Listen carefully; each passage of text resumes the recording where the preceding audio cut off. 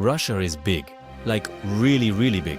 It's the kind of big that's hard to even wrap your head around, the kind of big that makes you question if your map is broken or if the globe is just playing tricks on you. It's not just big, it's absurdly, comically, almost stupidly big. If you try to drive across it, you'd probably need a new car, a new playlist, and maybe a new identity by the time you finished. Russia spans 11 time zones. 11! That means when it's breakfast time in St. Petersburg, it's already bedtime in Vladivostok. The sun rises and sets in Russia more times a day than in most countries in a week. You could fit the entire United States into Russia twice and still have room for a Texas-sized parking lot. In fact, you could toss in a few more countries for good measure and still not fill it up. It's a land of staggering extremes, from frozen tundra that could freeze your eyelashes off, to subtropical beaches where you could sunbathe in Sochi, and even arid deserts that look like they belong on another continent. But here's the thing, being that massive is incredibly hard to hold together. Imagine trying to keep a country this size running smoothly, with regions separated by thousands of miles in wildly different climates. Imagine managing a household where one kid lives in a freezer, another in a desert, and they all hate each other's music. That's Russia. It's a patchwork of people, places, and problems, all under one roof. Over 190 ethnic groups, each with its own history, culture, and simmering resentments. Some have their own languages, their own traditions, and their own ideas about what it means to be Russian or not. For every proud Muscovite, there's someone in Dagestan or Siberia who feels like a tenant with a terrible landlord. The Russian Empire collapsed. The Soviet Union collapsed. Holding this place together has never been easy. The idea that today's Russia is unbreakable, historically questionable. Empires here have a habit of falling apart when you least expect it. So tonight, let's explore the possibility that this giant could stumble again. What if the unthinkable happened again? What if Russia doesn't just shrink, but splits apart into 5 or more new countries? Imagine the map redrawn, borders shifting, new nations emerging from the old. What would that look like? Why would it happen? What forces could push this vast land to the breaking point? And what would it mean for a world already in chaos? How would global politics, security, and economies react to such a seismic shift? Grab a drink. This is going to be a wild, hypothetical ride. Buckle up, because the story of Russia might just be getting started. Why would a country that looks so strong, so unbreakable from the outside, even consider breaking up?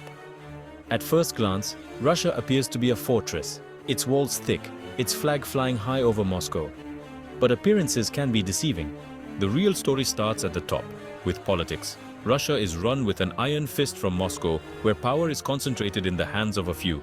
Decisions that affect millions are made by a small circle, far removed from the daily lives of ordinary people across this vast land. Regional governors, who should be the voice of their people, are more like middle managers than real leaders.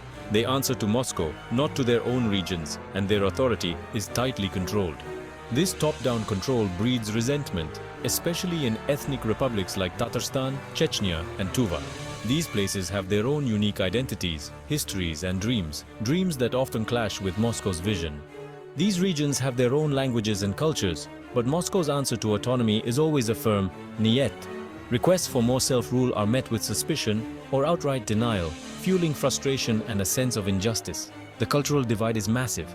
Moscow and St. Petersburg see themselves as European, cosmopolitan, and modern, but travel east and you're in a different world. Asia, Islam, Buddhism, shamanism. The contrast is striking, and it's more than just geography. It's a clash of worldviews. Forcing a Buryat Buddhist and a Chechen Muslim to feel kinship with a Moscow hipster? Good luck. These groups live in different realities, with different values and traditions, and the sense of shared identity is often paper-thin. Russia was built through conquest, not consent. The Tsars and Soviets didn't ask. They took. Borders were drawn by force, and entire peoples were absorbed into the empire, often against their will. This history of colonization lingers, passed down through generations. Stories of loss, resistance, and survival are told in family homes, keeping old wounds fresh. When Moscow is strong, these feelings are suppressed, hidden beneath the surface. But when it's weak, say after a costly war or a political crisis, old grievances resurface, and the desire for change grows louder. The cracks are already there. It just takes the right kind of pressure to split them wide open. All it takes is a moment of instability, and the fractures can become impossible to ignore. The so-called power vertical is a roller coaster, and the ride is getting bumpier. The system that once held everything together is now showing signs of strain. The regions are tired of being told what to do by distant bureaucrats who don't understand their needs. Local voices are growing bolder, demanding more say in their own affairs. The more Moscow tightens its grip, the more the regions want out.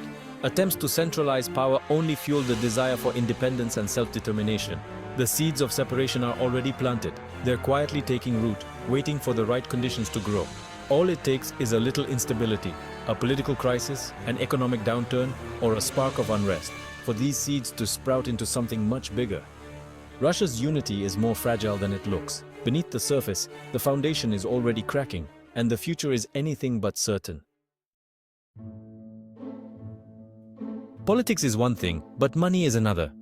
Russia's wealth, oil, gas, diamonds, timber, comes from the regions, especially Siberia and the Far East. But the money goes straight to Moscow, funding parades and palaces, not local schools or hospitals. Economists call this internal colonialism. The capital treats the rest like a piggy bank. Add sanctions, and it's the provinces that suffer most, not the elites.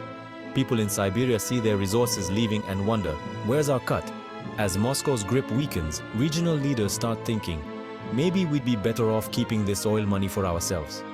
When people are cold, hungry and angry, the economic argument for secession gets very real. If Russia splits, Siberia is the obvious candidate for independence. Siberia is a treasure trove. Oil, gas, coal, diamonds, gold, timber. If it became its own country, it would be one of the richest on earth. The people of Siberia, Siberiaks, have a distinct identity, shaped by harsh conditions and a frontier mentality. They're a mix of Russian settlers, indigenous peoples, and exiles. There's a growing movement. Siberia is not just a resource colony for Moscow. An independent Siberia would likely pivot toward Asia, China, Japan, South Korea. But building a nation out of such a vast, sparsely populated land would be tough. Dozens of indigenous groups might want autonomy too. Still, the core argument is compelling. Siberia's wealth should belong to Siberians. As Moscow's authority fades, that idea only gets stronger. The slogan, "No more being left out in the cold." Now let's go even further east, to the Russian Far East. Cities like Vladivostok are closer to Seoul and Tokyo than Moscow. The region's world is oriented toward the Pacific, not Europe. After the Russian Revolution, the Far Eastern Republic was briefly independent. That memory lingers, fueling a sense of unique destiny. An independent Far Eastern Republic would be a maritime trading nation, aligned with Asia. Its ports, fish, timber, and minerals would make it a key Pacific player. The Kremlin tries to keep it close, but geography and economics pull it away. The population is shrinking, and those who remain feel disconnected from Moscow. If the center falters, the Far East might finally look to the sunrise, not the sunset. The temptation to break away would be almost irresistible. Now to the North Caucasus, a region of ancient rivalries and fierce identities. Chechnya, Dagestan, Ingushetia, not just regions, but republics with strong non-Russian identities. Russia's relationship with the Caucasus is written in blood, centuries of conflict. Moscow's peace is a lid on a boiling pot, held down by subsidies and fear. If Moscow weakens or the money stops, this fragile truce shatters instantly. The dream of independence, or a unified Islamic state, remains powerful. Separation here wouldn't be peaceful, it would be violent and chaotic. A new state in the Caucasus would be fiercely independent and deeply religious. Its formation would be a nightmare for Moscow and could trigger a domino effect. The Caucasus is Russia's Achilles heel. If the empire crumbles, this is where the first break will explode. Now for a weird one, Kaliningrad. It's a Russian exclave, sandwiched between Poland and Lithuania, with no land border to Russia. For most of its history, it was German, Königsberg, before the Soviets took it after World War II. Today, Kaliningrad is isolated, surrounded by Europe and culturally distinct. Its people watch Polish TV, shop in Lithuania, and feel more Baltic than Russian. If Moscow collapses, Kaliningrad would be stranded. It depends on Moscow for subsidies, but its lifelines run through the EU. The logical step? Reorient toward Europe, maybe as a free trade zone, maybe even as a Baltic Hong Kong. Some dream of reconnecting with Germany, but the real story is its identity crisis. Kaliningrad's separation would be a huge symbolic blow to Russia, the last ghost of a German past haunting a shrinking Russian future. What would it call itself? Kaliningrad or Königsberg? After all these regions break away, What's left? The historical heartland, Moscow, St. Petersburg, and the land to the Urals. This Muscovy would be a shadow of its former self. No Pacific, no southern flank, no resource wealth. Still big by European standards, but no longer a superpower. The loss would trigger a profound identity crisis. What does it mean to be Russian without the empire? The economy would be in shambles, unable to pay for its army or bureaucracy. Political instability would follow, power struggles, unrest, maybe a new wave of nationalism, or maybe a chance for real change, a normal nation-state focused on its own people. The collapse could be painful, but also liberating. Russia could finally focus on building democracy and a real economy. The end of empire could be the start of something better. So, what does all this mean? What would actually happen if this massive, complex nation began to fracture?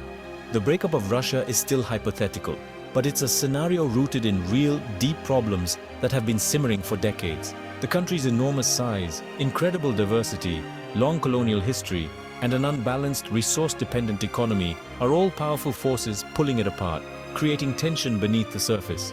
If the center weakens, whether through war, economic collapse, or political crisis, Russia could unravel with shocking speed, catching the world off guard. The consequences? Terrifying and unpredictable. The sudden collapse of such a vast state would send shockwaves far beyond its borders. Who controls the nuclear weapons?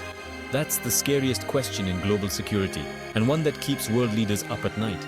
New, unstable states could mean border wars, ethnic cleansing, and a massive refugee crisis as millions flee violence and uncertainty.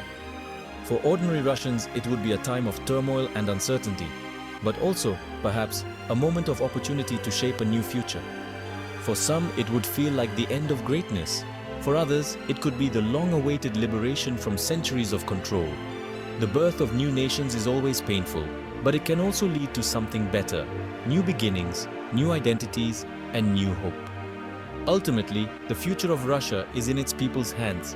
Their choices will shape what comes next. Will they cling to the old empire, or dare to build something new and different? If the cracks finally give way, the world will have to deal with the aftershocks, and history, as we know it, will be rewritten before our eyes.